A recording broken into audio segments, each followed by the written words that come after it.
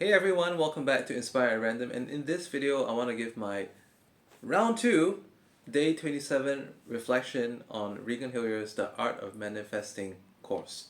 That's right, I've gone through this program twice, and the way I gone through this twice was because I finished it the first time round and I realized that it's still like 30 days out towards my quest goal, and then there's the larger quest as well. What I did for my round 2 was that I set a quest goal that was based on a modified timeline of my original goal, and then I had a even longer larger quest goal as well.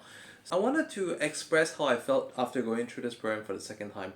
I think first of all, for anyone who has gone through this program once or in the midst of going through the program for the first time, should you go through a second time? I think definitely, because a lot of the things that, although in the first time when I went through the course, many things had a very strong, it stimulated a very strong response within me, but it was only in the second time that, I mean, that's what I say, practice makes permanent, practice makes progress, and many things became a lot more apparent. And in particular, I want to talk about the surrendered manifestation. In this second time of going through the quest, I find that I'm actually finally able to leave so many things up to manifestation, to the point that I can say that I am manifestation. And it's interesting because, like, over lunch today, I was looking at Netflix and I was just scrolling through, finished a whole bunch of nice animes that I've usually been following. I was like, what else to watch? And I was like, let's look at something that we probably never searched before. I was like, we've got Netflix's powerful library, right? I typed in entrepreneurship. I saw Anthony Robbins' program. That was the title of the program, I'm Not Your Guru. And he said something that really clicked within. He said that he basically created Tony Robbins because he was not.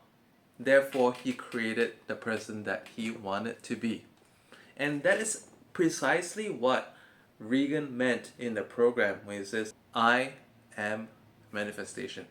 There's also something else that clicked, and I think it's by no coincidence, it is complete synchronicity, that Anthony Robbins said there is always uncertainty when running his program, right?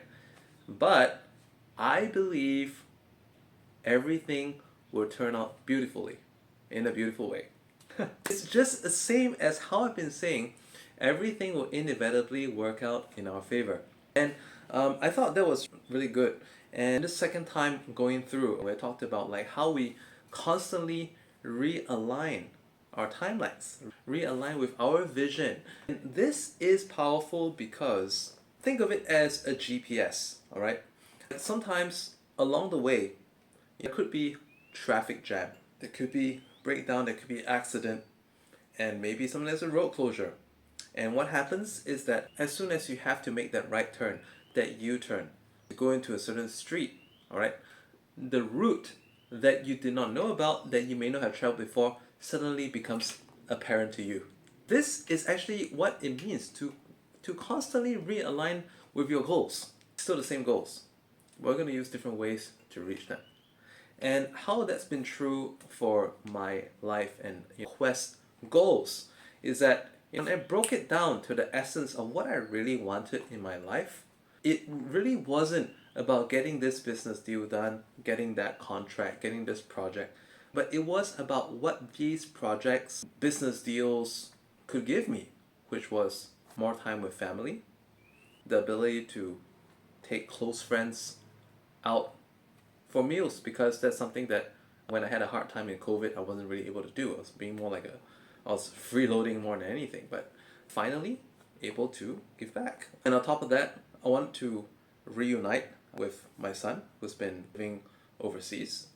And recently when we had a family vacation together, I saw, that what I have been manifesting for will become a reality, because I felt that I began to understand what really kept my parents and my son wanting to live away in a different place, and how I could possibly bring them back together. So that was really powerful for me. And in terms of the business goals, when we broke them down into income related, like what I wanted to get for my family, and simultaneously various new opportunities that replaced the old ones or invalidated the old ones, or as old opportunities and plans became invalidated by this or that reason, other things came to fill their places and allowed me to look at getting those income goals in the same or less time, collapsing time frames. And I really saw that. And even to the point that I did not even know that there could be express shortcuts to getting some business stuff done. And I just learned that these are possible. It was outside of my knowledge. But through the experiences of people that I got to know, or the people that I've known for some time, knew that I was facing this issue, that issue, came in to offer some advice and help. Hey, did you know you could do it this way too? It's like, I was actually fixed on getting a certain car for a certain time. I'm still going to get it. But what's interesting is that sometimes life itself can present in a way that's even more ideal. It also turns out that I have had this other car that was stuck in the repair shop for quite some time. To be honest, it's about a year. And it was because at a point of time I didn't have the money to buy the parts to get it fixed. Parts were not available because it was older model.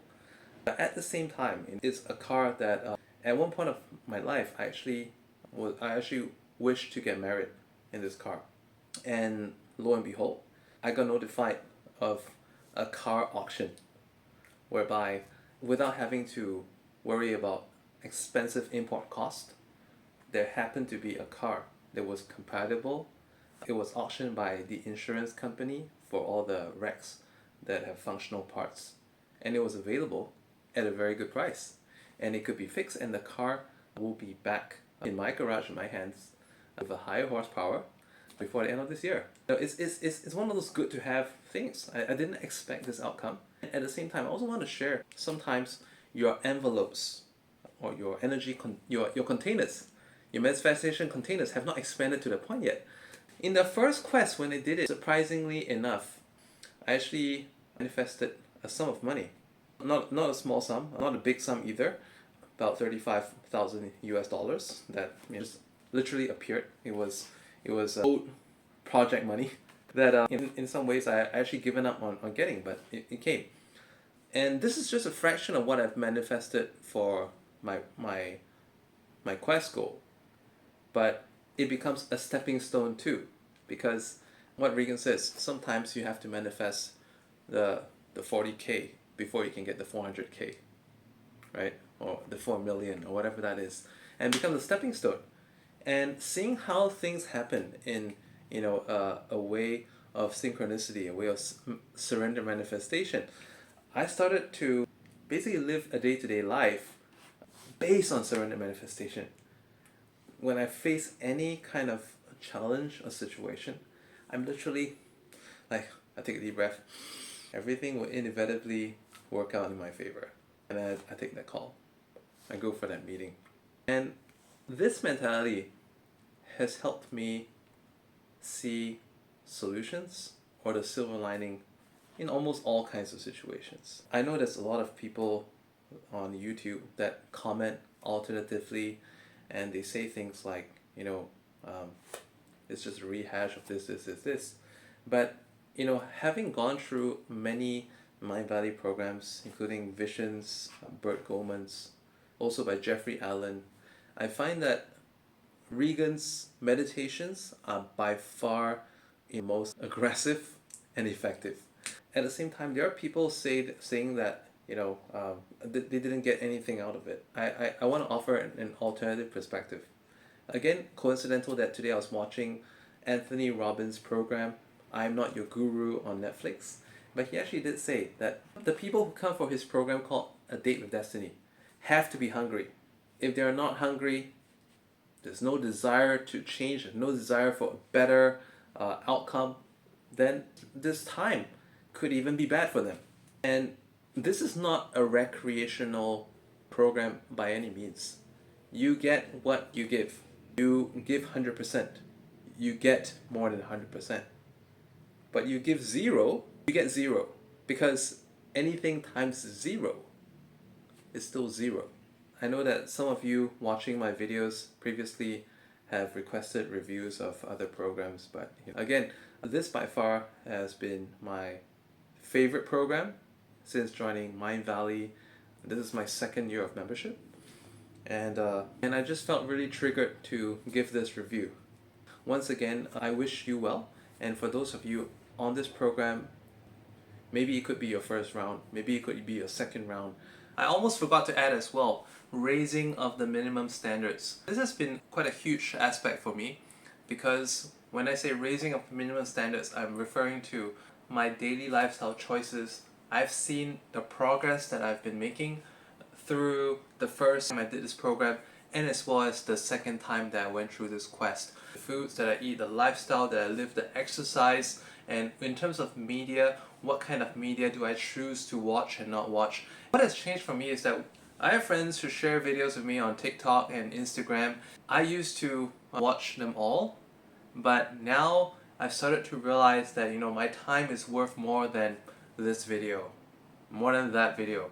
Sometimes I do actually feel, is my friend going to feel upset that I didn't watch the videos that he sent, right? I watch it, but after a few seconds I feel that this is not really my vibe. I just cut it. This is one time recently I shared with one of my good friends. That was the best video that you shared with me all of the last 3 weeks. Please share with me more videos just like that. It was a video from Alex Hormozy having an interview with someone. It was a really good video. So in this way, when you raise your minimum standards, there are actually ways that you can convey this to the people around you as well, so that you can help them to raise their minimum standards too. And how this has benefited me outside of social media as well. Like, people cannot get into my head nowadays as easily as before with negativity or like different kind of bad energies. I just feel that I'm on a totally different frequency, and these sideline noises do not even bother me anymore. I want to finish with a quote from Henry Ford. He says, "If you believe you can, or you believe you can't, you're right." Thanks for watching. Like and subscribe to my channel. Goodbye.